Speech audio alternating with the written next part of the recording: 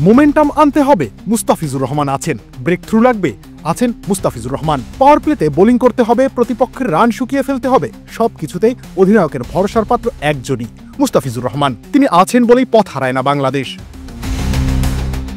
5 ওভারে 50 রান তুলে ফেলা আয়ারল্যান্ডকে মাটিতে নামান মুস্তাফিজুর রহমান, আর সেটাও ঠিক একটা ওভারেই। পাওয়ার প্লে শেষ ওভারে আক্রমণে আসেন মুস্তাফিজ, আর এসেই দ্বিতীয় বলে আঘাত হানলেন। হ্যারি টেক্টর বোল্ড, ব্যাস সেখানেই ম্যাচে ফিরল বাংলাদেশ, আর ছিটকে গেল আয়ারল্যান্ড। মুস্তাফিজের সেই এনে দেওয়া মোমেন্টাম ইনিংসের বাকিটা সময় রসদ জুগিয়ে গেছে বাংলাদেশকে।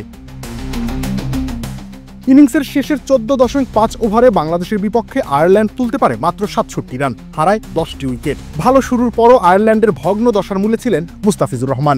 সেখান থেকে শুরু, এরপর আবারও জোড়া আঘাত হানেন 18তম ওভারে গিয়ে, যখন আয়ারল্যান্ড নিজেদের ইনিংসটাকে একটা সম্মানজনক অবস্থায় নিয়ে যেতে চাচ্ছিল।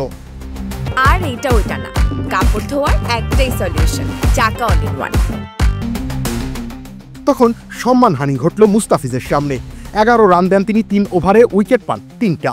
3 উইকেট নিয়ে তিনি এখন টি-20 ইতিহাসের সেরা 3 বোলারের একজন। 158 উইকেট নিয়ে তিনি ছাড়িয়ে গেছেন নিউজিল্যান্ডের ইশসদিকে। এখন নিজের কাজটা 3 ওভারই করে ফেলেছেন বলে তাকে দিয়ে আর শেষ ওভারটা করানোর প্রয়োজনই মনে করেননি অধিনায়ক লিটন দাস। রবিউল ইসলাম রানী, খেলা 71।